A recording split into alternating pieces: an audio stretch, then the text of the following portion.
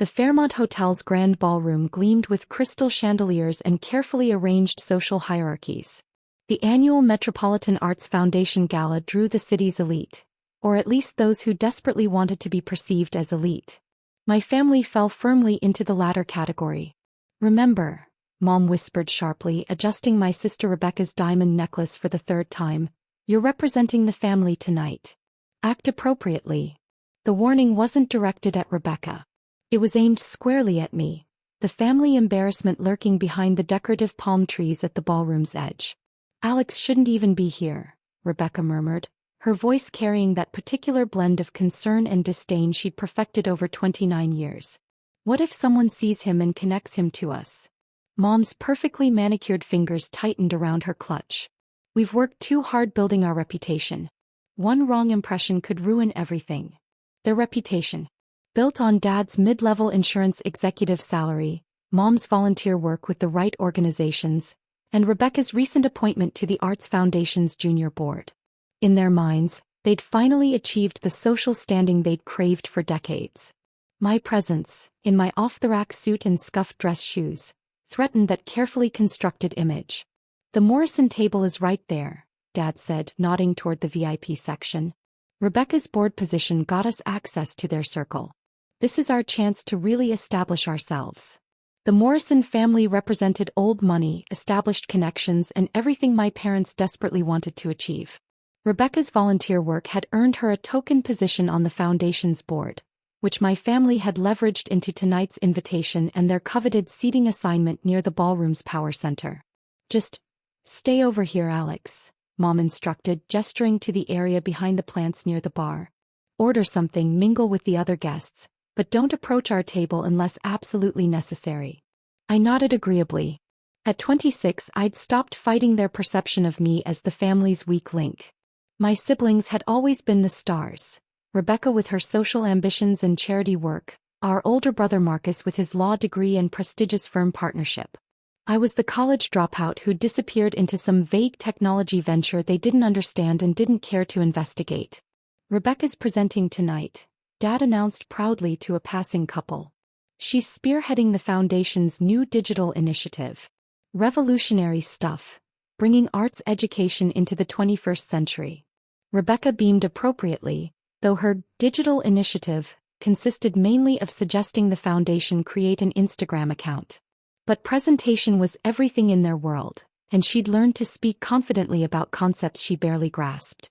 "Technology is so important these days," Mom added with practiced authority.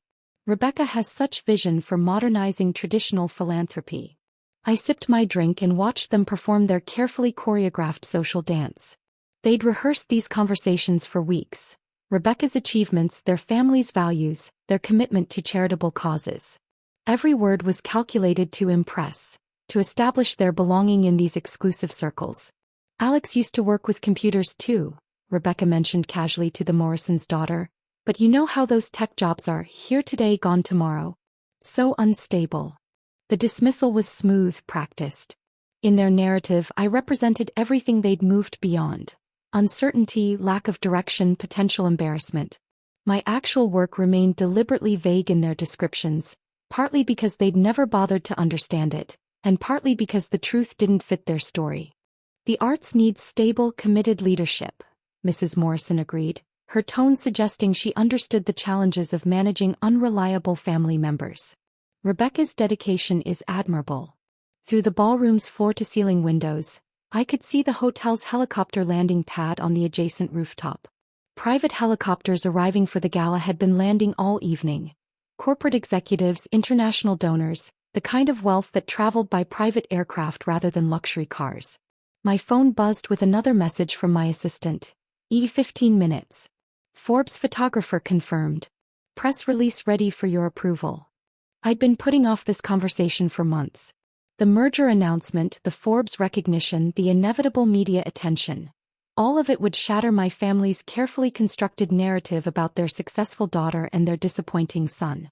But watching Rebecca hold court with charitable buzzwords she'd memorized, while my parents beamed with pride at their finally respectable family image, I realized that some conversations couldn't be avoided indefinitely. "Excuse me," I told the bartender, Could you please inform Mrs. Chin at table 12 that Alexander will be joining them shortly? The request would create confusion. Alex was supposed to stay hidden behind the plants, but in 10 minutes confusion would be the least of their concerns.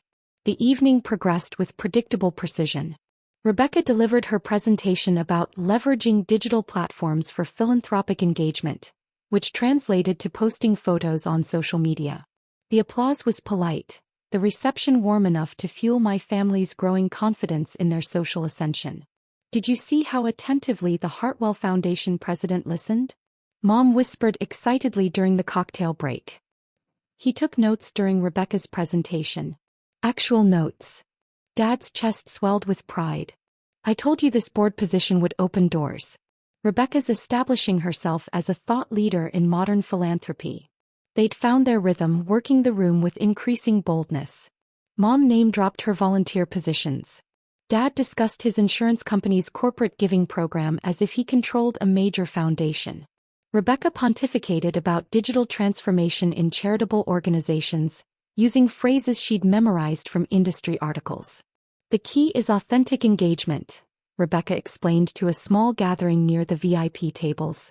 Not just traditional donation models, but innovative partnership frameworks that create sustainable impact.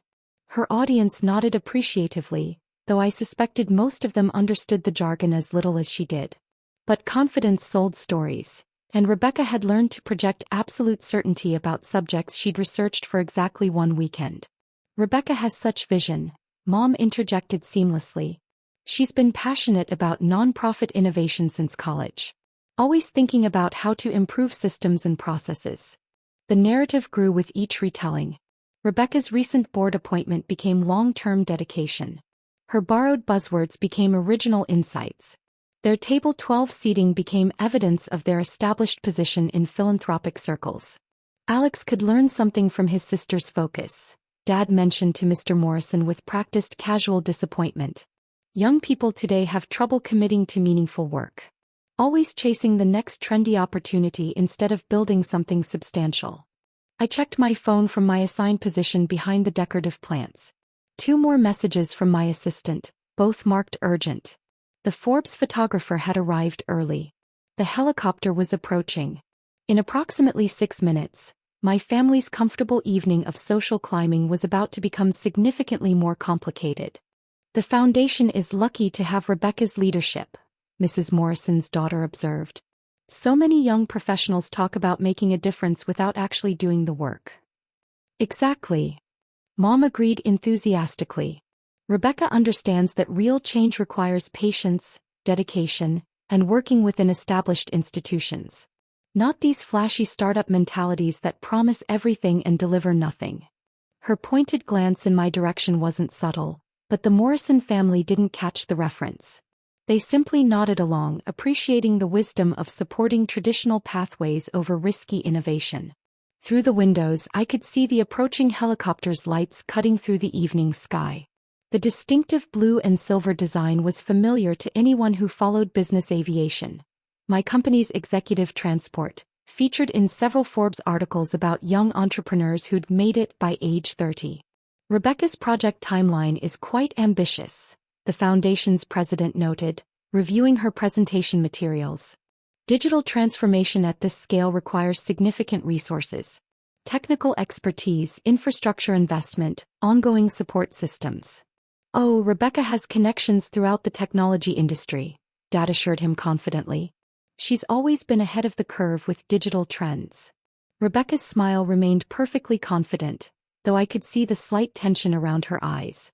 Her connections consisted mainly of me, and she'd spent the entire evening ensuring everyone understood I was the family's least successful member.